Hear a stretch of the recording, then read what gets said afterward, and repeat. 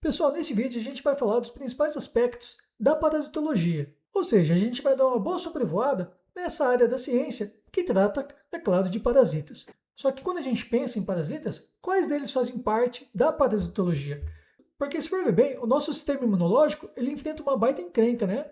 Porque ele pode ser infectado por bactérias, vírus, fungos, protozoários, vermes e também artrópodos. Então, primeira coisa, quais desses parasitas aqui fazem parte da parasitologia? Olha, a parasitologia ela vai ficar com os parasitas mais complexos em relação à sua estrutura celular e também anatômica. Ou seja, dentro delas nós vamos ter os protozoários, os vermes e também artrópodos. Isso é pelo fato de eles serem eucariontes, ou seja, uma célula com núcleo, e também possuem uma grande complexidade estrutural, seja nos organismos unicelulares como protozoários, ou então como os vermes e artrópodes, que são os metazoários. O grupo de parasitas mais próximos aqui são os fungos, que também são eucariontes. Só que em relação à estrutura celular, os protozoários são bem mais complexos. Então é por isso que os fungos eles ficam a uma outra área da medicina, da saúde, que é a micologia. Das bactérias nós temos a bacteriologia e dos vírus, virologia. Então na parasitologia, carinhosamente chamada de parasito, nós vamos tratar dos protozoários, vermes e também os artrópodes, que são sempre ectoparasitas, que geralmente causam lesões da pele, reações alérgicas e também podem ser vetores de doenças. E qual que é a principal importância da parasitologia na sociedade? Bom, é claro que é a prevenção e controle de doenças. Só que se a gente for ver, a maior parte das doenças, seja da área da parasito, ou então daquelas trazidas por bactérias e vírus, a maior parte a gente resolve simplesmente com saneamento básico. Ou seja, basicamente, água tratada, esgoto tratado e noções básicas de higiene. Quando a gente tem isso, seja no ambiente urbano ou ambiente rural, a gente elimina a maior parte das doenças trazidas aí pelos parasitas. Aí o que acontece? Se a gente olhar no Brasil, apenas 66% das casas brasileiras têm acesso à rede de esgoto tratado. Os melhores índices estão na região sul e sudeste, só que na região central e norte do país, que é uma área enorme, esses índices são bem baixos. O pior deles é o estado do Piauí, na qual o acesso ao esgoto tratado está apenas na ordem de 7%. E nisso, quem mais sofre são crianças e adolescentes, são aqueles que são mais afetados por essas doenças parasitárias. E em relação ao aspecto financeiro, a instalação de saneamento básico, ou seja, basicamente água e esgoto tratado, isso traria uma baita economia para o país, em torno de 50 milhões por ano de economia. Isso se dá pelo fato que é muito mais caro você tratar do doente do que você estabelecer essas condições sanitárias necessárias. Porque é muito mais caro você gastar com médicos, medicamentos, leitos de hospital, do que uma instalação de tratamento de água e esgoto. Então, se a gente pensar na cadeia de transmissão de uma doença, que é basicamente o percurso feito por um parasita, desde o indivíduo infectado, ou seja, uma pessoa doente, até um indivíduo saudável, eu vou trazer para vocês as principais doenças investigadas pela parasito. E claro, o objetivo disso daqui é demonstrar uma forma de a gente quebrar essa cadeia de transmissão, assim eliminando a doença. Acontece que a maior parte dessas doenças vindas principalmente de protozoários e os vermes, elas são transmitidas por fezes, seja humanas ou então de algum outro animal, como por exemplo cachorro ou gato. Então vamos começar aqui com a cadeia de transmissão mais ampla, que é aquela transmitida por fezes, também denominada oral-fecal. Qualquer uma dessas doenças a gente elimina facilmente através do saneamento básico e higiene pessoal. Começando por duas doenças semelhantes causadas por protozoários, que é a giardíase e a amebíase. A giardia é um protozoário flagelado, enquanto que a ameba é um protozoário ameboide.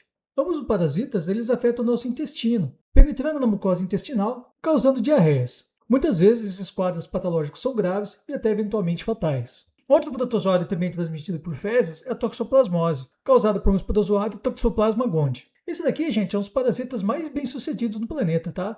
Ele está amplamente difundido em todos os continentes. Bom, a toxoplasmose, na maioria dos casos, não leva a nada, tá? Sendo assintomático ou tendo alguns sintomas leves, como febre baixa, mal-estar. Muitas vezes ele pode até ser confundido com uma gripe. Agora o problema da toxoplasmose é em relação às grávidas, porque quando uma mulher é contaminada, esse protozoário ele ultrapassa a barreira placentária e se aloja no sistema nervoso do feto, podendo causar sérios problemas neurológicos e até mesmo aborto. A única questão aqui é que a toxoplasmose não é transmitida por fezes humanas, e sim de felinos, principalmente os gatos. Então a contaminação é sempre através do contato com fezes de gatos ou através então de alimentos contaminados. Aí eu, quando eu estava grávida do meu filho, eu lembro lá no pré-natal a pediatra perguntando se a gente tinha gato em casa. Um outro parasita que também se aloja no trato digestório e no intestino, assim como o giardia e a lâmbia, é a ascaridíase. Só que essa aqui é causada por um verme cilíndrico, ou seja, um nematóide, que tem alguns centímetros de comprimento. O importante desse verme é que ele é exclusivo da nossa espécie, e os problemas que ele causa dependem do grau de infestação. Mas geralmente a pessoa vai desenvolver anemia, fraqueza e algumas eventuais lesões do intestino pulmão e fígado. Isso porque ao longo do ciclo de vida, esse verme ele faz um verdadeiro tour por dentro do nosso organismo. A enterobiose, também denominada oxidose, que é causada por um outro verme, nematóide cilíndrico, que é eliminado através das fezes. Essas fezes expostas no ambiente, se elas forem ingeridas por uma outra pessoa, ela desenvolve essa doença também, cujo principal sintoma são intensas coceiras na região anal no período da noite, que é o momento que esses vermes saem para acasalar. Agora, a teníase e cisticercose são duas doenças distintas, mas causadas pelo mesmo parasita, o mesmo verme, que aqui existem duas espécies, que é a Tênis saginata, que está relacionada a bovinos, enquanto que a Tênis solium está relacionada aos porcos. A teníase ela é causada por ambos os vermes, já a cisticercose ela é causada apenas pela Tênis solium.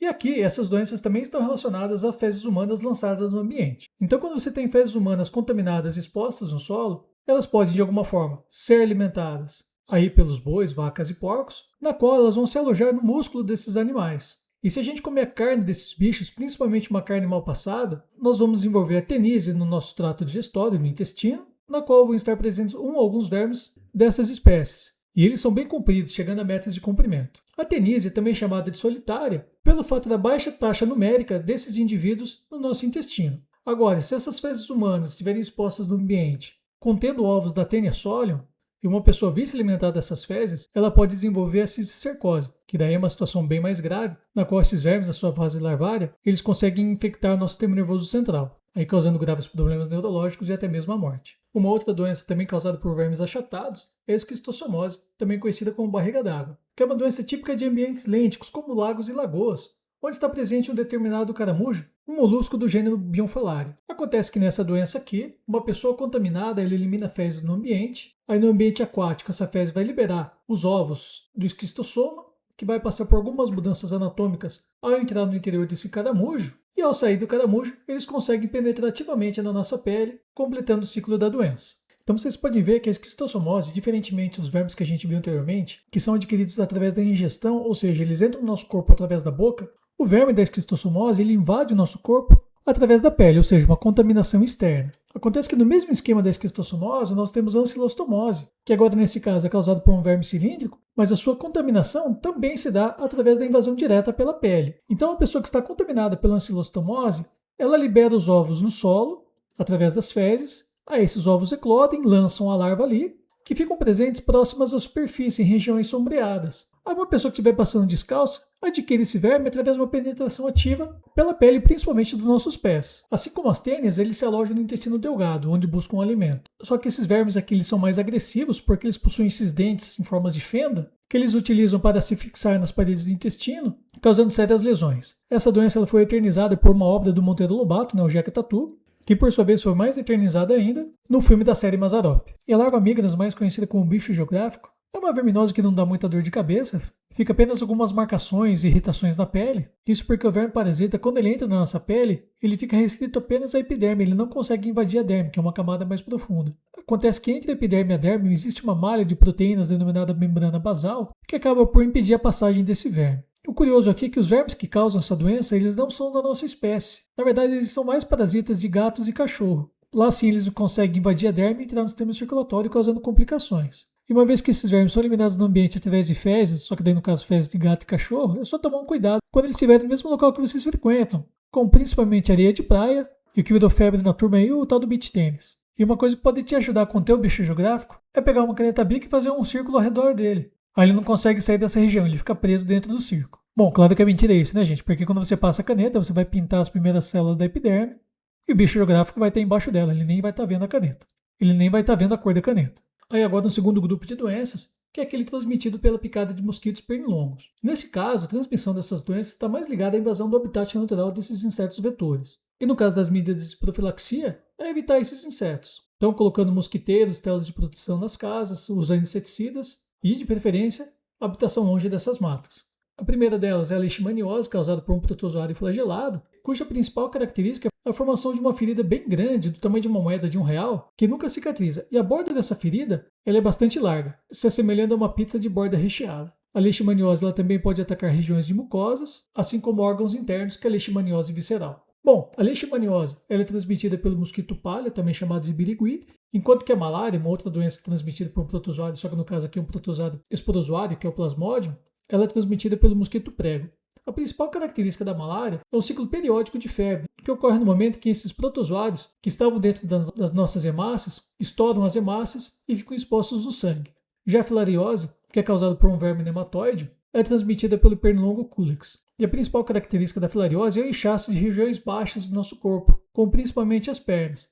Isso se dá porque essas larvas elas se alojam no sistema linfático, acumulando líquido, causando todo esse inchaço. Aí a doença de Chagas é o mesmo esquema, só que ela é transmitida por um outro inseto, que é o inseto barbeiro, que não pertence ao grupo dos pernilongos, e sim aos triatomídeos. A transmissão da doença de Chagas ela se dá através das fezes contaminadas ao sugar o sangue de uma pessoa. Então o barbeiro vem na pele da pessoa, lança sua probóscide, se alimentando do sangue da pessoa. Acontece que ele tem um intestino muito curto, e no momento em que ele suga o sangue, ele já defeca na pessoa, então ele sacaneia de duas formas. Acontece que essas fezes vão estar contaminadas, e quando a pessoa coça o local da picada, ela acaba arrastando o protozoário aqui para a abertura da ferida. Dessa forma, então, ele entra no sistema circulatório, causando a doença de Chagas. Só que essa aqui é a forma clássica da transmissão da doença. Hoje ela teve um upgrade, porque tem se disseminado através da alimentação de garapas, ou seja, caldo de cana, e do açaí. Isso porque muitas vezes pode estar o inseto barbeiro no meio da cana-de-açúcar, quando a pessoa vai triturar lá para fazer a garapa, tritura o barbeiro junto e a pessoa se contamina. E o problema aqui é que não adianta nem congelar o caldo de cana ou açaí, que o protozoário ele persiste, mesmo em baixas temperaturas. E aqui a gente encerra as parasitoses de vermes e protozoários. E para fechar o vídeo, falta apenas os artrópodes, que são sempre ectoparasitas. A principal importância aqui é que nas pessoas eles causam lesões na pele,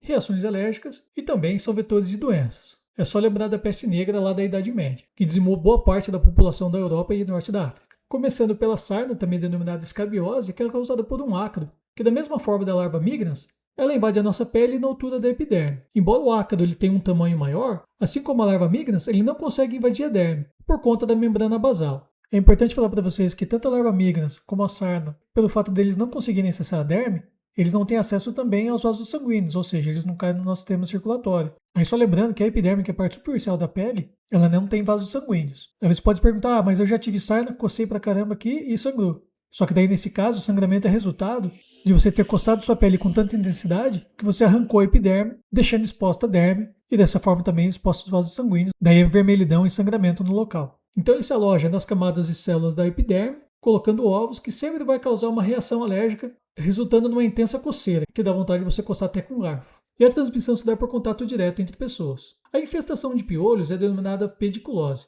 que ocorre na altura dos nossos cabelos. Então esses insetos eles são hematófagos e ao sugar o nosso sangue na epiderme, ele causa uma reação alérgica, resultando numa intensa coceira. Os piolhos são restritos aos nossos cabelos, que são os pelos da cabeça. Existe outro tipo de piolho, denominado chato, que ocupa a região pubiana, causando os mesmos sintomas. A pulga no mesmo esquema, só que é causado por um outro inseto que pula, aí pode picar em qualquer região do nosso corpo, causando o mesmo esquema de reações alérgicas. Uma variação da pulga é o bicho de pé, também denominado tungíase, que ocorre quando uma certa espécie de pulga, a Dunga penetrans, ela penetra na nossa pele para a postura de ovos. Então ela fica alojada aqui dentro e você precisa de um dermatologista para fazer a correta retirada desse bicho. E por fim a miíase, que é a presença de larva de moscas em tecidos vivos. Existem aqui dois casos de miíase, a berne e a bicheira. A berne é causada pela mosca Dermatobia hominis, cuja característica é a postura de uma única larva no local, enquanto que a bicheira é caracterizada pela postura de diversas larvas. E nesse caso ela é causada pela famosa mosca varejeira,